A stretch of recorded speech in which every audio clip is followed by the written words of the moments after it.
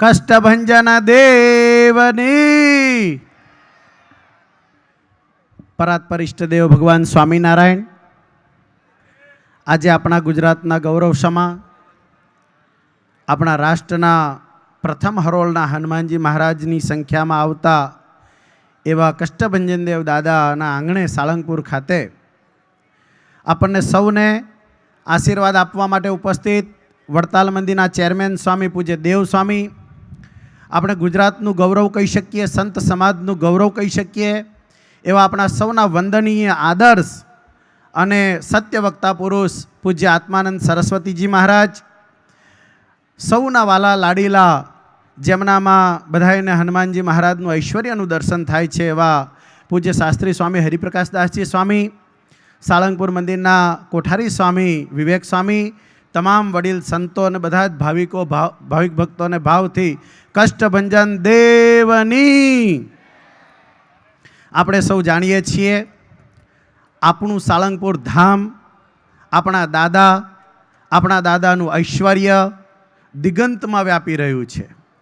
એમાંય વિશેષ કરીને જ્યારે પૂજ્ય ચેરમેન સ્વામીએ વાત કરી એમ છેલ્લા 10 વર્ષોમાં દાદાના સમગ્ર પરિસરે કરવટ બદલીને નવીન એકદમ આભા ઊભી કરીને આટલું સુંદર મજાનું પરિસર તૈયાર થયું છે.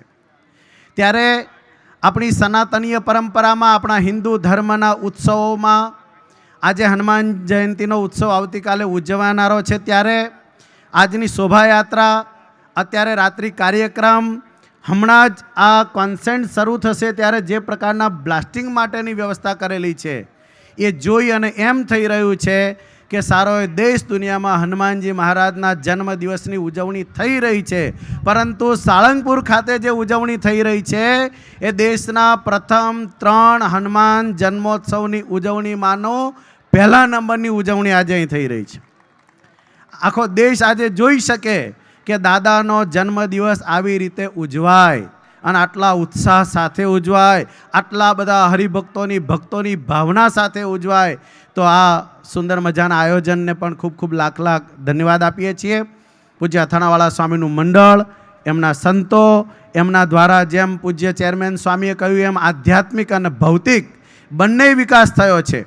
આધ્યાત્મિક વિકાસ તમારા બધાના હૃદયમાં દાદાની પરમ ભક્તિ ઠાંસીને ભરવાનું કામ આપણા સૌના લાડીલા શાસ્ત્રી સ્વામી હરિપ્રકાશદાસજી સ્વામીએ કર્યું છે.